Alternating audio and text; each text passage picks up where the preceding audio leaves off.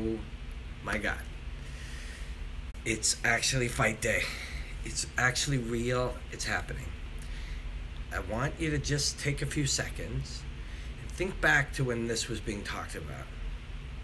Conor McGregor started talking he wants to fight Floyd Mayweather. There was press conferences and when he'd talk, and people thought that was absurd. It was just this guy saying insane things.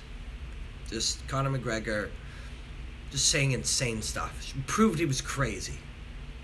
And then a little while along it, Floyd Mayweather started to acknowledge that. And then people said, oh, he's just trying to keep his name out there. Dana then started bringing it up. Conor started bringing it up. Floyd started bringing it up.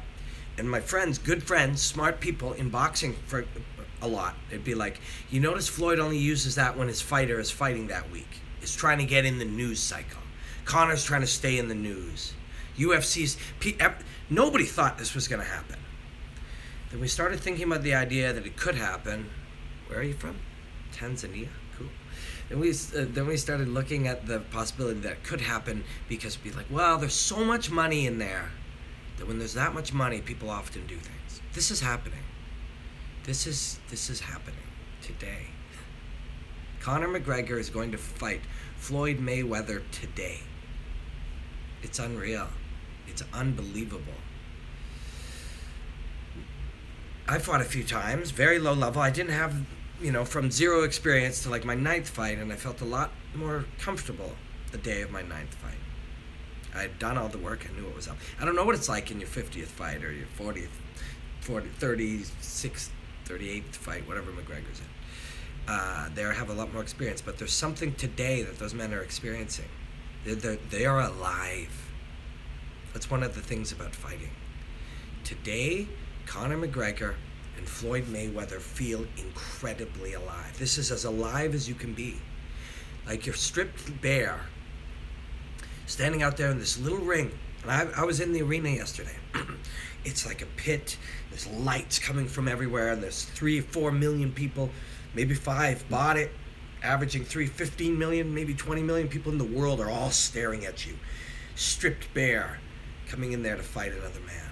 They feel alive today like none of us ever feel. It's scared on some level. There's fear. They have fear. Real, true fear. Now they move towards that fear and they're familiar with that fear. They know what it tastes like. They know what that fear smells like. They know what it feels like in their flesh. They're having it. Dana White's fucking a wreck. Dana White's a wreck. He cares so much about this fight and Conor winning it. And he doesn't get to have that feeling normally. Dana White doesn't get to have that feeling. He has to be impartial. Tony Ferguson, Kevin Lee, I hope it's a great fight, and I hope, he can't cheer, like he's had to restrain that from himself. I saw him. There's an interview, it's up on tsn.ca, I did with him. He is a mess, just a mess, nerves and pressure. And McGregor, Mayweather, all of Mayweather's team, and everybody's different. Mayweather's people could be, hey, you got this, champ, or they could know that it's quiet, don't say much, let him be it, George St. Pierre becomes very isolated, alone. There could be surrounded by 50 people, but he's alone because that you're going in there alone. McGregor swells himself up. Floyd is a small man. If he gets hit by one of those left hands, he's going to sleep. The entire idea that Floyd is going to be able to just run away with this relies entirely, and he's a genius, but when you talk to these boxing people or anybody who's just like, it's impossible, it relies entirely on him almost never getting hit with that left hand. That's the reality these people don't understand. You see those ones, and I don't know who chose those. So I did this thing for ESPN that just ran, or it was a UFC thing. It's on UFC.com. How Conor wins. Whether it's my buddy Anthony Petosa, Matt De La Rosa, there's great editors over there. But they chose the B-roll that they put over when it shows Conor landing on Eddie and Nate and all these guys, and they I don't know if they did it on purpose. I haven't had a chance to ask, but they're showing some shots that just glance off, just touch, barely, like glancing knuckle blows, and guys dropping. They might have done that on purpose, man, because that tells you a story. You know, I think Poirier was just somewhere up here. Eddie took some that just glanced off of these spots. It doesn't take much from McGregor. He barely has to touch you. He's gonna knock this guy out. He is. He's gonna knock him out. Conor McGregor's gonna knock out Floyd Mayweather. And the whole world is gonna go crazy. Because they couldn't see it coming. They should have seen it coming. It's right there in front of their face. They just don't want, they refuse to see it coming. It's coming. Today. Fuck. And the whole world is going to freak out. And everybody, how did it happen? I just want to let you guys know, it's been really fun doing these journals. I won't be doing them a lot. Just doing them for things like this. Maybe the next one will be the week of the George St. Pierre fight with Michael Bisping. But it's been really fun, just thinking out loud and stuff. We'll get back to our regular programming when I get back to Toronto with my boy Mark. The last things you're going to see here before that, my best friend is coming to town. My very best friend in the whole world. That's my wife, Erica. She's coming to town. And I'm going to turn off all my shit. And I'm going to soak in what happened. I'll probably have to be taking a lot of phone calls explaining how and why Conor McGregor knocked out Floyd Mayweather on Sunday. I'll take a few of those till about 1 or 2. And I'm turning my shit off for a week.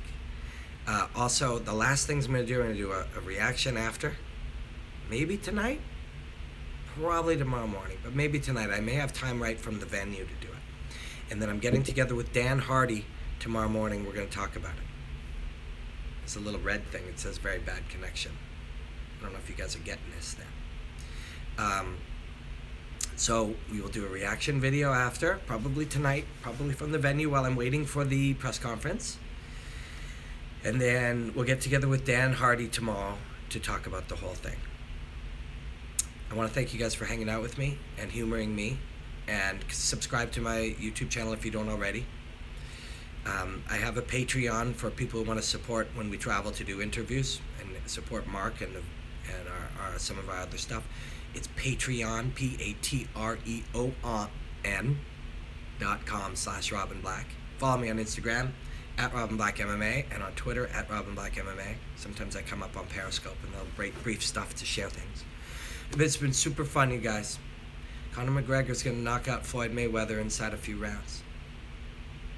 It's happening tonight. It's fucking happening tonight. It's been an amazing week, and I can't wait for the big fight. This is where, like my friend Russ was talking about boxing. He said, there's nowhere else he's supposed to be. That's where he is. And it's the same with me. I'm either at the fights, analyzing the fights, or telling you guys about the fights. That's it. Want to get a break? Spend it with my best friend, my wife, and we just hang out. We're going to float around on a tube in a lazy river for a couple of days. But I got 12 hours of sleep last night for real, because I went to bed knowing this thing was happening. Normally I'm nervous and edgy, and I went to bed at 7:30 last night, and I got up at 7:30 this morning, because it's going to be one of the big days for me to do my job the best I can do it. And I was fortunate enough to get a real solid sleep. So I don't tell people to bet money, but tell your friends to their face. Conor McGregor is going to knock out Floyd Mayweather, and after it happens, they're all going to be trying to figure out how it happened, and it was right here in front of their eyes. This man created a scenario in which he could take a 40-year-old top of the heat boxer, not at the best of his game, but a genius, who weighs about 147, 148 pounds, and convince him to let him come in at 175 pounds and punch him in the fucking face with his killer left hand that shows no tells, and all he needs is one glancing blow. Yeah, that guy's almost impossible to hit, but almost impossible is not going to do it tonight. He'd have to be impossible. I thank you guys so much for coming to me for your analysis. Please go to tsn.ca. Check out all the stuff we did this week. I got a lot of stuff on my Facebook page. At UFC.com, they have How Conor Wins. It was on ESPN this week. It's 22-minute. And my big breakdown is in right smack in the middle of it with Dana and Joe and a bunch of boxing legends and fighting legends. And on UFC.com, I did a little breakdown for TSN on how the ring and the cage will be different in this fight and how it changes it for Conor. Thank you guys so much. Blackout. And the last thing,